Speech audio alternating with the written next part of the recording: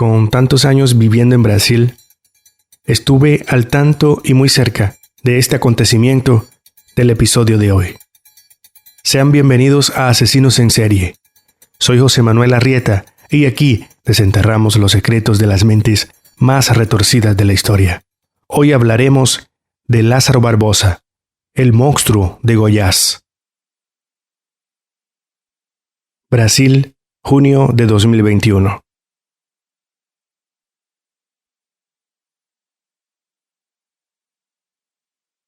Un país en crisis política, en desesperanza, pero en el centro del país, en los estados de Goiás y Distrito Federal, se gestaba una tormenta diferente. No era un huracán natural, era un hombre que escapó no una ni dos, sino 3 veces del sistema penitenciario brasileño. Y durante 20 días, ese hombre convirtió el campo de Brasil en su territorio de caza. Mientras la prensa lo llamaba asesino en serie, mientras las familias encerraban a sus hijos y dormían con un ojo abierto, Lázaro Barbosa caminaba entre la maleza, armado con un revólver calibre 38 y una pistola, con la sangre fría de quien ya había matado antes, y con una certeza que lo acompañaba desde la adolescencia. Nadie lo iba a detener, o al menos no vivo. Lázaro Barbosa de Souza nació el 27 de agosto de 1988, en Barra do Mendes, una ciudad pequeña del interior de Bahía, en el nordeste brasileño. Bahía es tierra de playas, de acarajé, de música, de alegría, pero también es tierra de pobreza extrema, de violencia doméstica, de padres que desaparecen y madres que trabajan desde antes del amanecer. Los vecinos recuerdan a un niño callado, de mirada fija. No era el típico niño problema, pero tenía algo que los adultos notaban.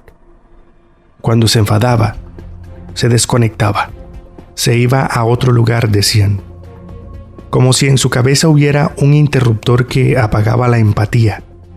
A los 14 años, Lázaro cometió su primer delito documentado. Robó un caballo. Casi un rito de paso en el interior nordestino. Pero la policía de Bahía ya empezaba a ponerle nombre en sus archivos. No sabían entonces que ese chico flaco, de cabello oscuro y mandíbula cuadrada, iba a convertirse en uno de los criminales más temidos de la historia reciente de Brasil.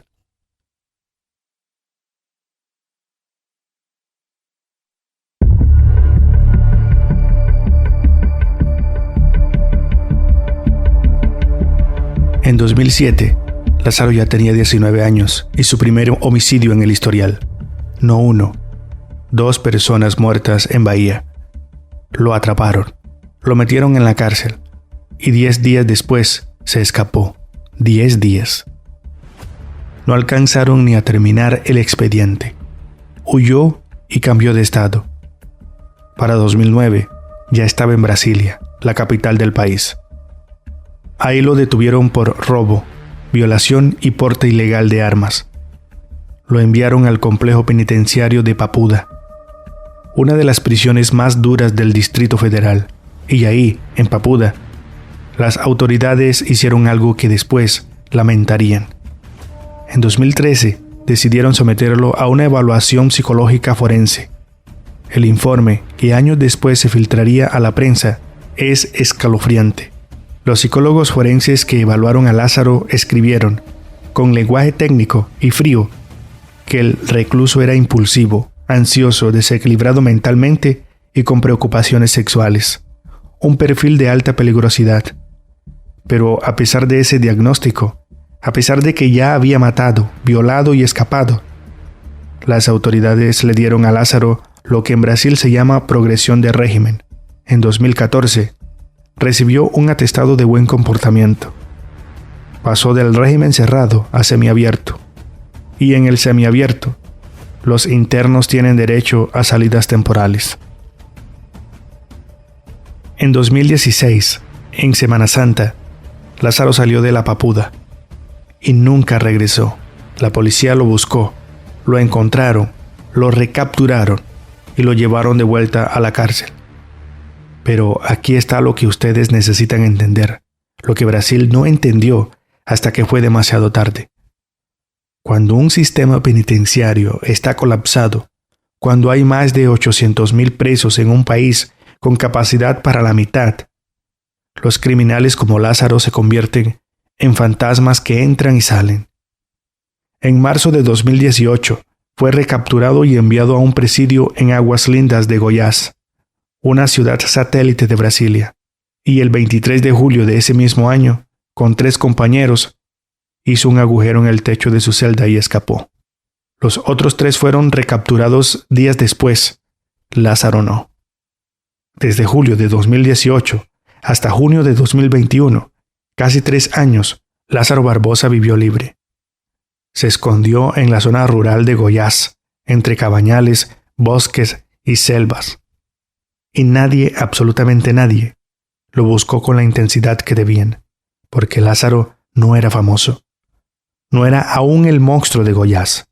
Era apenas un número en un expediente, un preso que escapó, un problema que la policía local no tenía recursos para resolver.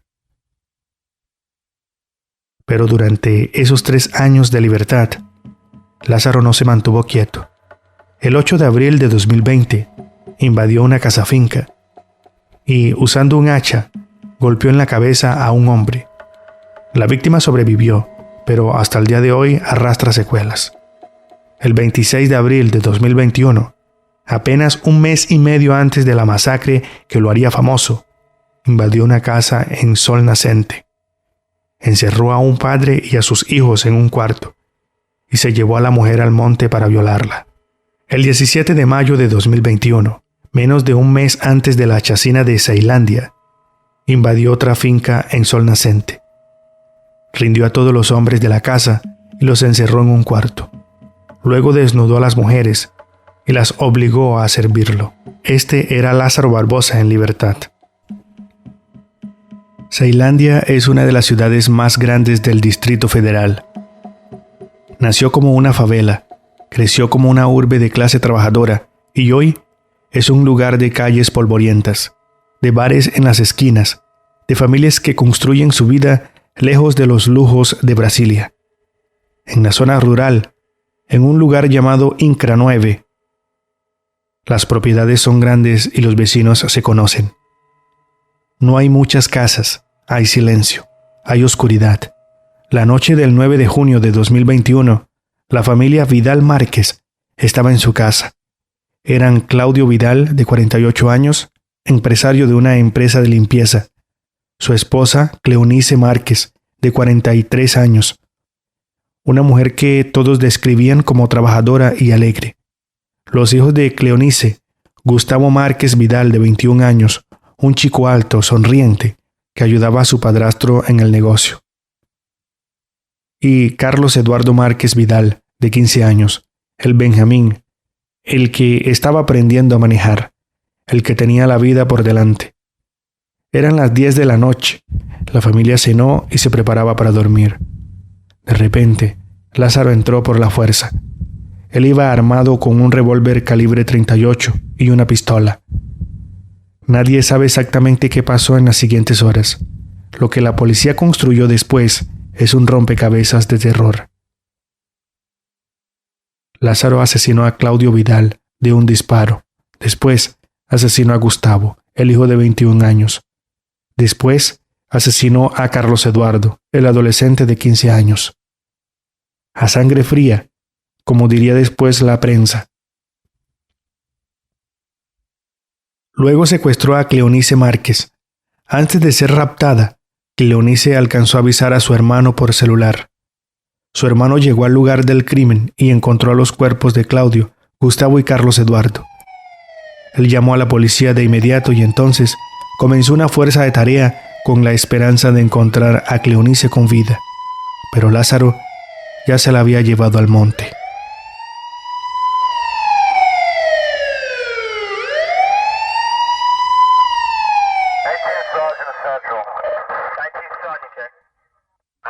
Tres días después, el 12 de junio, la policía encontró el cuerpo de Cleonice en una zona boscosa. Había sido asesinada y su cuerpo estaba semioculto entre la maleza. 4 personas, una familia completa, borrada del mapa en una sola noche.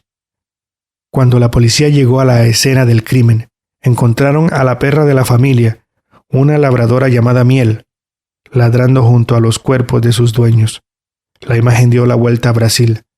Miel se convirtió, sin quererlo, en el símbolo de una masacre que nadie podía explicar. Lo que ocurrió después de la chacina de Ceilândia no tiene precedentes en la historia criminal reciente de Brasil. Lázaro Barbosa se adentró en el monte. Entre Goiás y el Distrito Federal hay una zona rural extensa, de montañas, cabañales, bosques de eucalipto, ríos y cuevas. Un territorio perfecto para un hombre que creció en el campo, que conoce la selva, que sabe moverse sin dejar rastro. Y durante 20 días, Lázaro se convirtió en un fantasma. La policía movilizó una fuerza de tarea con más de 200 hombres. Había helicópteros, drones, perros rastreadores, la policía militar, la policía civil, la policía rodoviaria federal, todos. Montaron barreras en las carreteras importantes. Ocuparon 34 casafincas de la región para proteger a los habitantes. La prensa nacional instaló sus equipos en la región. Brasil entero miraba las pantallas, esperando que Lázaro fuera capturado. El 10 de junio, un día después de la chacina, invadió otra casafinca a solo 3 kilómetros de donde había matado a la familia Vidal Márquez. Ahí tomó como rehenes a la dueña de la propiedad y al cuidador. Los mantuvo cautivos durante 3 horas. Los obligó a cocinar para él. Se sentó en su mesa, comió, bebió, consumió drogas con ellos. Y mientras lo hacía, se jactaba de lo que había hecho en Ceilândia.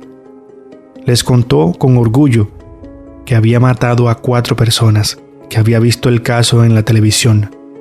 Las víctimas aterrorizadas lo escuchaban mientras él se reía. Después de comer, robó celulares, una chaqueta y 200 reales. No las mató, se fue.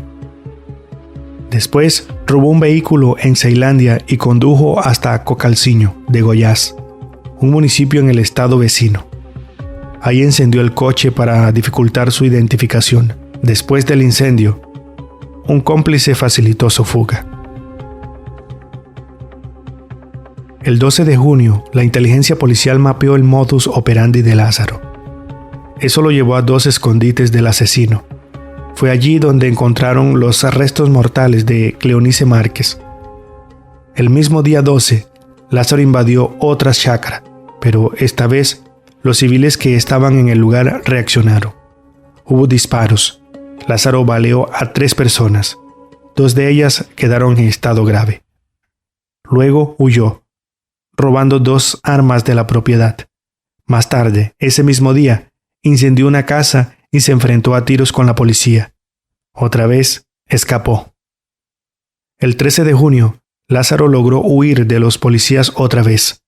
Robó un coche estacionado y condujo 30 kilómetros, hasta acercarse a una de las barricadas montadas por la policía.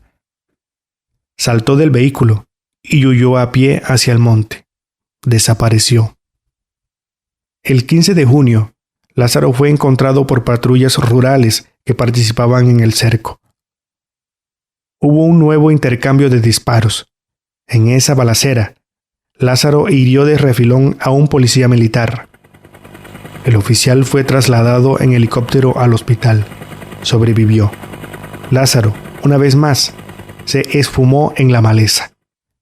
El 16 de junio, fue visto por habitantes de Cocalzinho, de Goiás.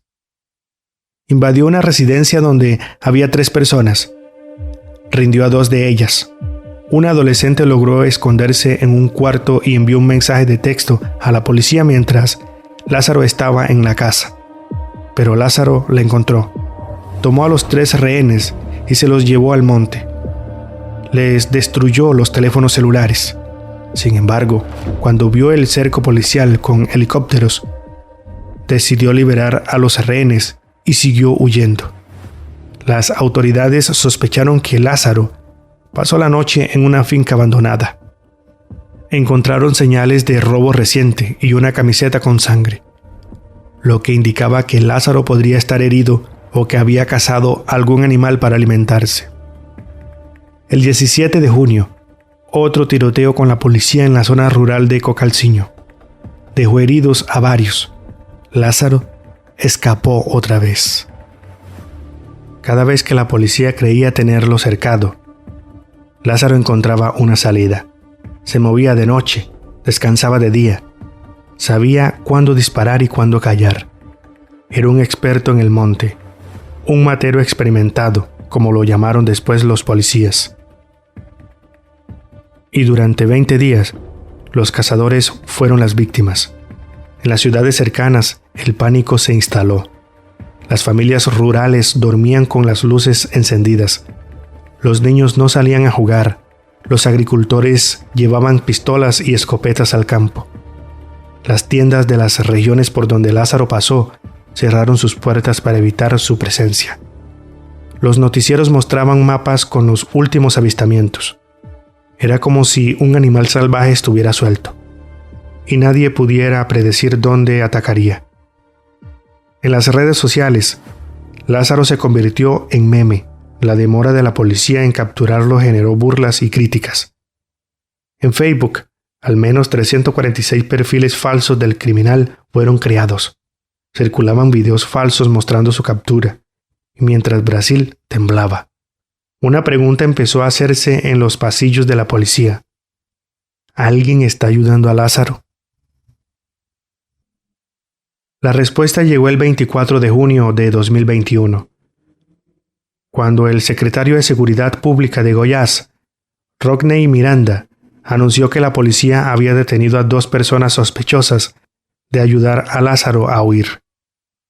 Era Elmir Caetano Evangelista, un agricultor de 61 años, y Alain Rey dos Santos, su cuidador de fincas. Alain, al ser interrogado, soltó una bomba. Lázaro había dormido 5 noches en la propiedad de Elmir. 5 noches. Mientras más de 200 policías lo buscaban con perros y helicópteros. Lázaro estaba a kilómetros del cerco policial, en la casa de un agricultor, comiendo, durmiendo, recuperándose. Según el testimonio de Alain, Elmir llamaba a Lázaro desde la puerta de su casa, gritando hacia el bosque, como quien llama a un perro, y Lázaro aparecía. Allí en la casa de Elmir, Lázaro cenaba, almorzaba. Usaba la propiedad como base de operaciones, y Elmir, según la acusación, sabía perfectamente quién era su huésped. Sabía que era un asesino múltiple, sabía que la policía lo buscaba, pero lo ayudó igual. Elmir Caetano Evangelista, a través de su defensa, negó todo. Dijo que no sabía quién era Lázaro. Dijo que él solo le daba comida a un hombre que apareció en su puerta. Elmir Caetano Evangelista murió en 2024 por causas naturales, mientras enfrentaba cargos por obstrucción a la justicia. Nunca fue condenado. Su muerte cerró, sin justicia, uno de los capítulos más oscuros de este caso, porque la pregunta que quedó flotando es incómoda. ¿Fue Elmir el único? ¿Cuánta gente en la zona rural sabía dónde estaba Lázaro y decidieron callar? ¿Cuántos ángeles tuvo el monstruo?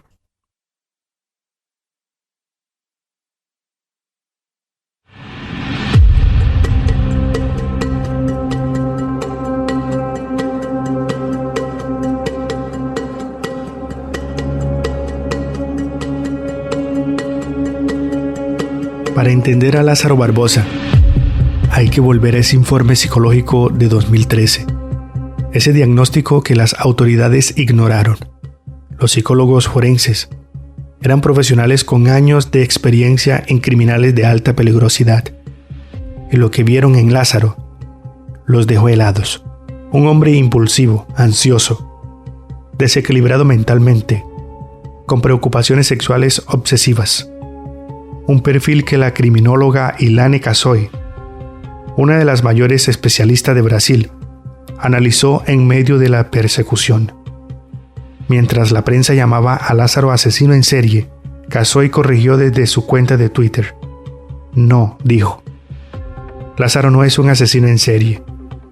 En entrevistas con Jovem Pan, mientras Lázaro aún estaba huyendo, Casoy lo definió con precisión.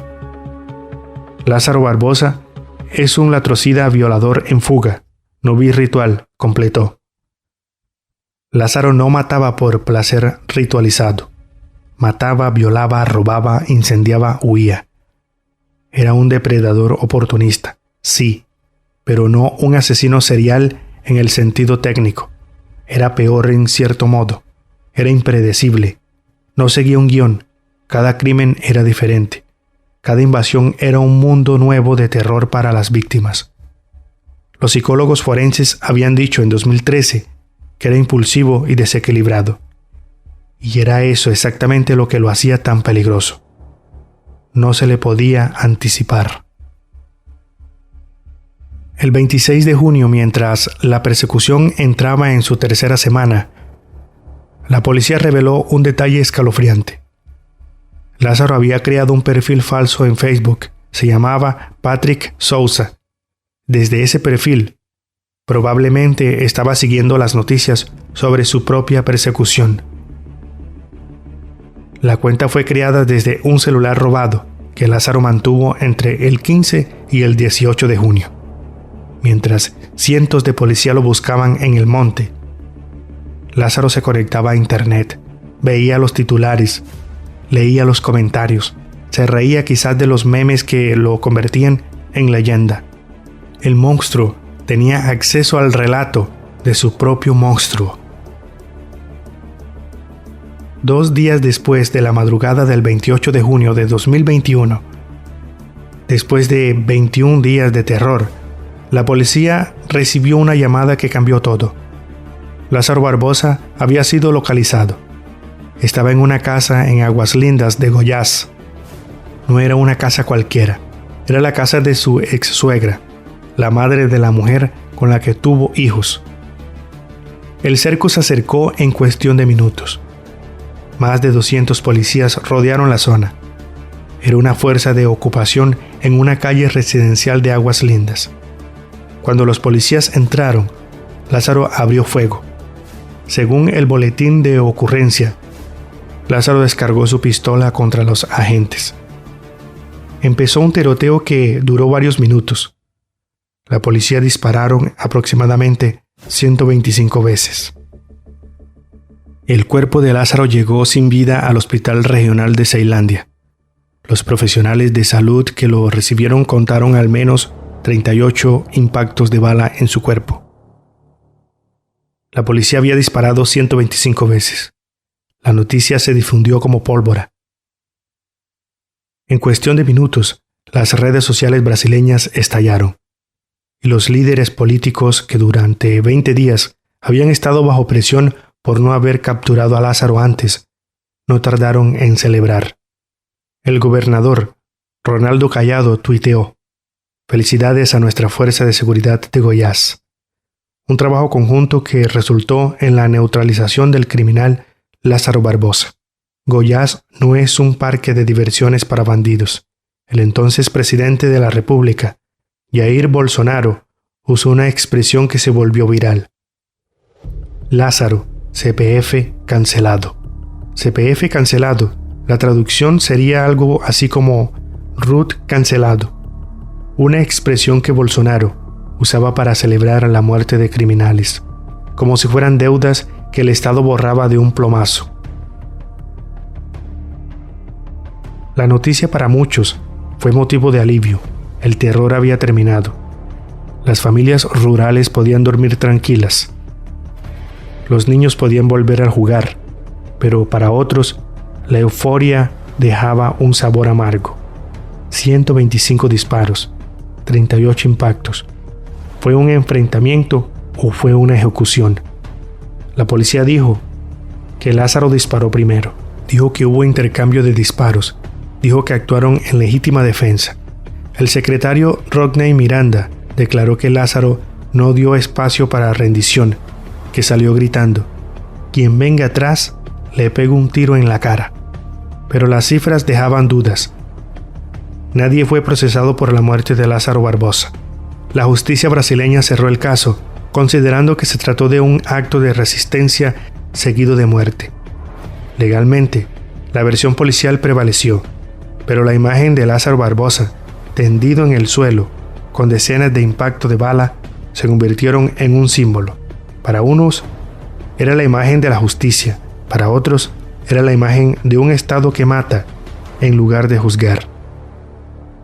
Cuando la policía revisó la mochila de Lázaro después de muerto, encontraron pistola, revólver, un cargador de la pistola, un encendedor, 4.400 reales en efectivo, un pasamontañas, un guante de tela, un frasco con aceite, un frasco con antibióticos, amoxicilina, fideos instantáneos, condimentos listos, cebolla, galleta y un cuchillo.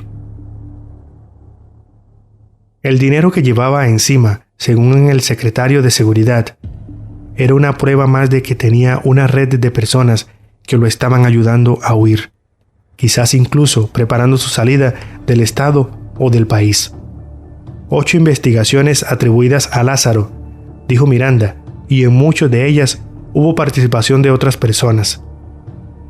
Pero esos cómplices, como el Mir que murió antes de ser condenado, nunca pagaron por sus crímenes. La muerte de Lázaro Barbosa no cerró el caso, al contrario, lo abrió en una dimensión que Brasil no esperaba. En los días siguientes, los políticos comenzaron a usar el caso para impulsar agendas legislativas.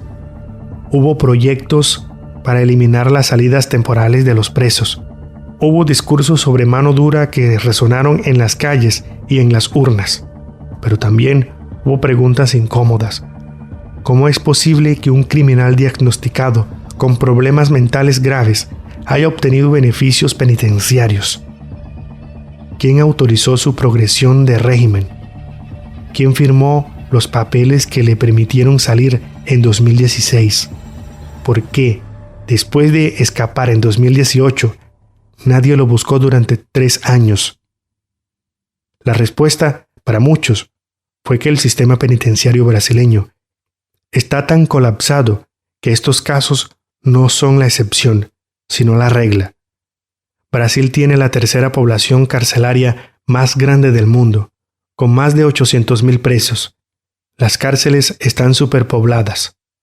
Las fugas son cotidianas y los informes psicológicos se pierden en montañas de expedientes que nadie lee. En 2024, la justicia archivó las investigaciones sobre posibles cómplices de Lázaro. El Mir Caetano Evangelista, el agricultor que le dio refugio, había muerto.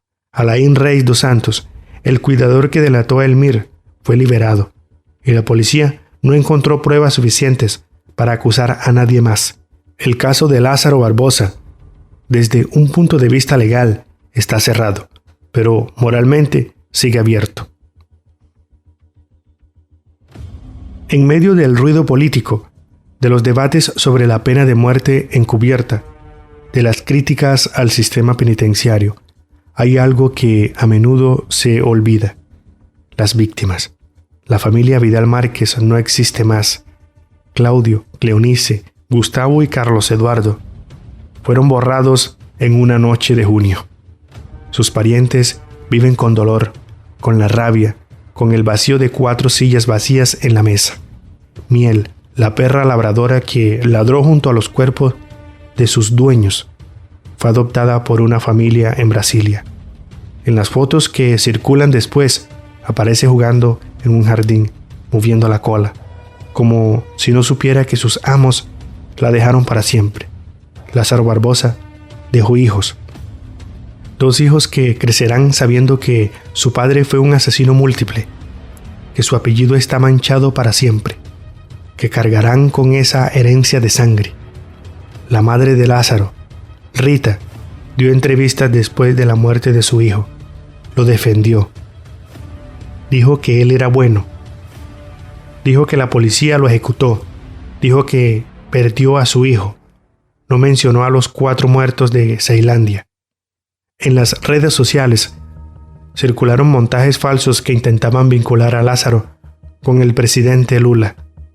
La mentira política se alimentó del horror, como siempre ocurre en Brasil cuando la sangre corre.